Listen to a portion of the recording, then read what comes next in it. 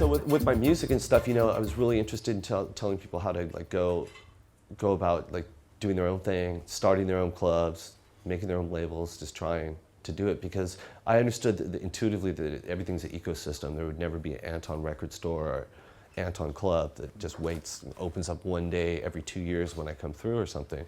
So it's in my best interest, instead of being a dick from another band, to give everybody my connections, to give everybody like a tip to try and make things happen, because it helps, you know. But now, unfortunately, a lot of people aren't like you. And one of the crazy things that you notice is with all this new wealth and this new money, the nouveau riches, none of them have a fucking idea how to spend money or anything to do with it. So it stagnates, you know, because you can do so many cool things. Yeah, you can. And even if you didn't have the energy or the inclination, you can make stuff happen. You can find... Always. There's plenty of warehouse space. One rich person could like just turn a warehouse space going nuts for like 2 artists in a year doing something different. Okay, I don't even like what you're doing. Well, we're gonna get somebody else in here, and just like, you know, and just go impress me. You know, just go to the school and just go draw it on a napkin. Absolutely. You know, I'll give you 5 minutes, just to humor yourself. You know, but you just don't see any of it. Boring. Boring. No, not at all, man. No, I'm having a moment taking that in. Because it is. That's what should happen. It doesn't happen, but it should happen. It happens at a micro level. If some people help out, like these guys at Austin Psych Fest. Yeah, you yeah. know? No, of course, yeah. They really, you know, they got their little label, they got their big festival, they're doing what they want to do, you know. They helped out old Rocky Erickson do some stuff. Yeah, it's amazing, yeah. Which is all cool stuff, you know, and that's what I really respect, you know. Really respect people just doing their own thing and trying to help other people out. If you could turn it all back and do things differently, was there anything that you would have done differently?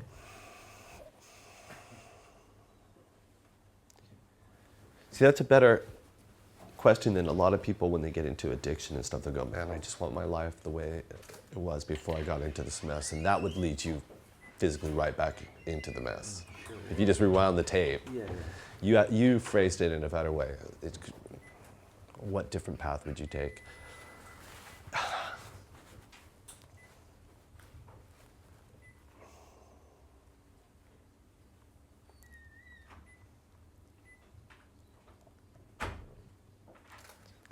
There's nothing I could say really, basically. You know what I mean? You're just like, you're at where you're at. I did spend a lot of time waiting for things to happen. Like, see, it never occurred to me that I could move to Europe. Why not? Because I just didn't have that mentality. It took me to living in Manhattan and listening to that song, if you can make it here, you can make it anywhere. And I was like, I'm fucking bailing to Iceland. Screw this place. It stinks. People are rude. Scandinavian ladies are much better looking. This is just like, it's a no-brainer, you know? So then I was gone. But it never occurred to me until I got to that point. So I had to like, and I would have had so much fun if I had lived in Europe in my 20s, except nothing else would have happened. I would have been having fun instead of like toiling. So it's a tough call. But I'm happy in my normal life, you know, like.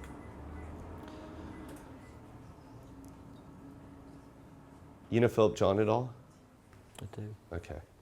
So we're going to work on a project. Shall we tell them who Philip John is? Yes. Just so there's a point. He's a BAFTA winning director. He's done some stuff. But more importantly, he's a Downton Abbey. But amongst other things. Yeah, but he's actually Phil. He's a really cool guy, and he's really into what he does. So, and I'm into it too.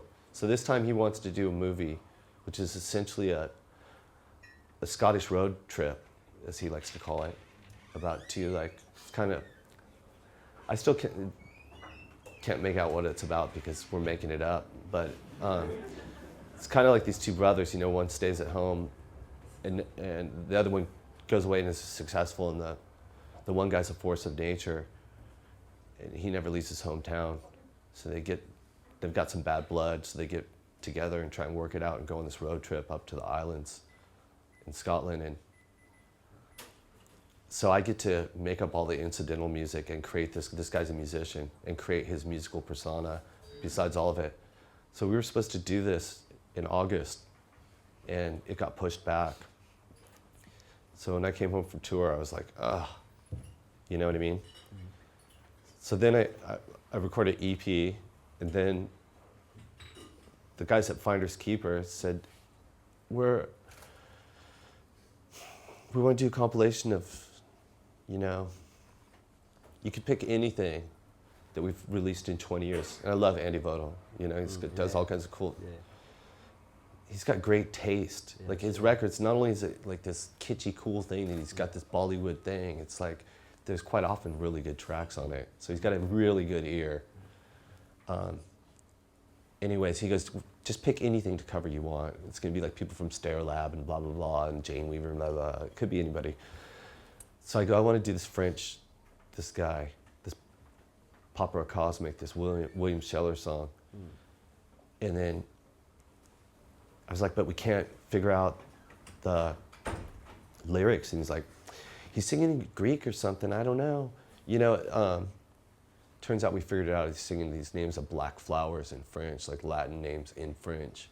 But so I record this, and then I go, fuck it, I'm gonna do a French soundtrack. So I just make it a music for film imagined, whole record, orchestral.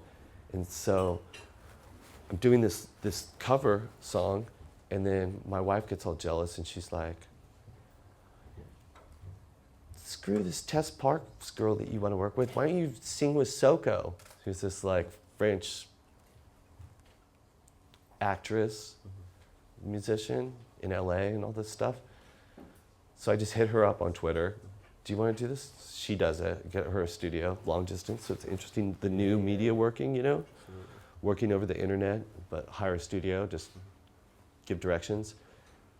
Knock out this whole record, and then I have this another track with Asia Argento, so Dario Argento's daughter. Yeah.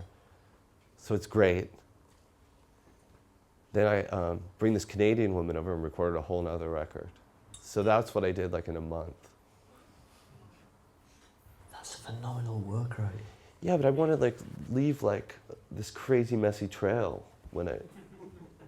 and that's what I wanted to talk to you about, because I don't really have. No.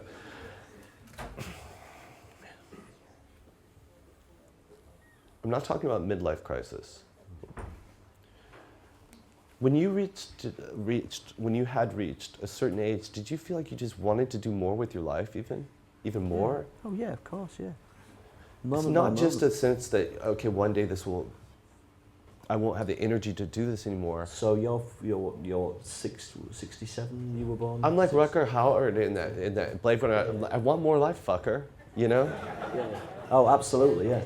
This is my most... Banging on the doors of the Tyrell Corporation, right? But... I think I already probably know the answer to that, because this is my most busiest time of my life. And it's amazing. Well, I really want to do it. I mean, I'm really practical, because I have to watch in my life. You know, I get so in the zone, I could just work 24 hours a day, and then that would lead to these manic states. And what happened was, also artistically, what was making these progressively worse is besides drug or alcohol, would be that I would chase those.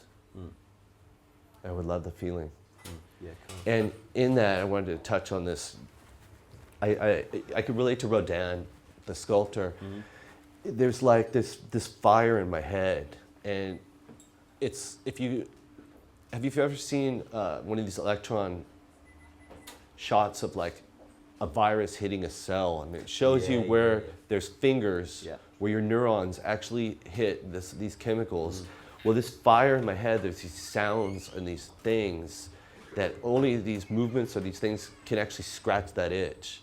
And I could relate to like Rodin in his sculpture, because every single form was like these stretched arms, the muscles flexed, you know, and it was like he's trying to get that out of his hands from the actual, out of the tools, and you see it in Van Gogh's work, you know, the paintbrush, it's like he's just doing this thing, trying to get that energy, like, that in turn feeds his head, and it's a weird balance, you know, because I still strive for that stuff, but I can't get worked up over it, you know what I mean?